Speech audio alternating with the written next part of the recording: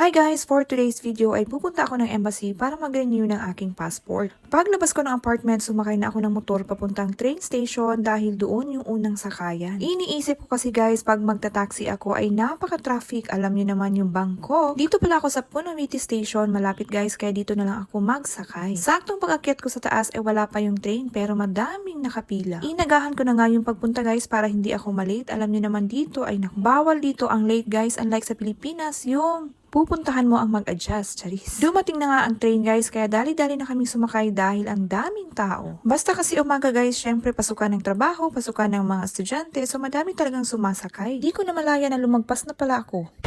Diyos ko guys, naligaw ako. Lumagpas ang lola nyo. Lumagpas ako, ang layo ng nilakad. Wow. Lagpas ang lola nyo, wala ka makakalimutin na.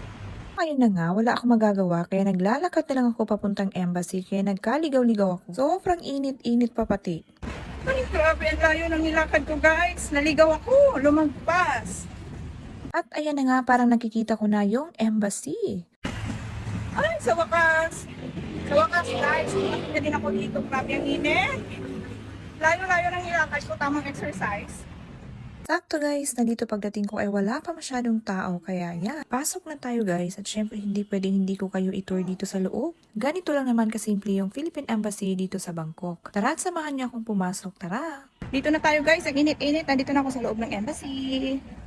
Ay nako, tamang pa-cute lang. Syempre, pagpasok ko dito, nalamigan na yung ulo ko. Bago ka pala pumasok, merong queue na ibibigay sa iyo or number. Pagkatapos akong tinawag, ibinigyan ako ng form. Syempre, kung ano yung pinupunta mo dito at anong dahilan, kailangan i-fill up mo yon. O diba, napakaseryoso ko kasi bawal magkamali guys. Isa lang yung papel na binigay sa akin, nahihiya naman ako. Syempre, pagka nagkamali ako dito, ay hihingi na naman ako ng papel na kakahiya naman paulit-ulit akong hihingi. Kaya naman, tamang ingat lang talaga ako para hindi magkamali. So, kailangan mga guys, fill up pa natin yung form na to kung ano yung pinunta natin dito at syempre yung mga details natin at bawal magkakamali. Pa-expire na kasi yung passport ko guys, kaya kailangan ko na mag-renew dahil alam niyo na, buti na lang talaga at 10 years na yung passport no, so mabilis o ang tagal-tagal ma-expired pa. Kasi yung passport ko guys dati ay 5 years lang, kaya kailangan ko na talagang mag-renew. At ayan guys, tapos na ako at bawal kasi mag-video sa loob, kaya hindi ko na binidyuhan lahat. Ayan na nga, simulan na naman natin yung lakaran dito sa labas. Paglabas ko nga guys ay alas 12 na ng tanghali, kaya gutom na ang person. Hindi kasi ako kumain ng breakfast pag alis ng bahay. Tingnan niyo naman yung sitwasyon dito sa Bangkok guys, kung gaano kahirap at traffic. Sa daan pa lang guys ay napakarami mga pagkain na display, kaya hindi ka magugutom talaga dito pag maglalakad ka. Kasi naman talaga sa daan pa lang ay marami na nagbebenta ng pagkain gaya nito. Tingnan nyo naman guys, sobrang mura lang talaga dito. May ulam ka na, may kanin at syempre 'di ba may itlog pa. Sa halagang 40 baht lang yan guys, marami ka nang mabibili or package mo nang mabibili yung pagkain. Sa Pilipinas kaya may ganyan pa kayang presyuhan. Dito naman guys ay gusto ko sanang bumili kaso ang dami namang nakapila, kaya yan, lakad-lakad na muna. Natatakam nga ako dito sa kape guys, kaya bumili na din ako. Alam niyo naman ako, coffee is life. Pagkatapos mga langga ay dito naman ako sa pagkain. Sabi ko kasi hindi na ako magluluto sa bahay, kaya yan. Napabili na din ako ng pagkain isang set.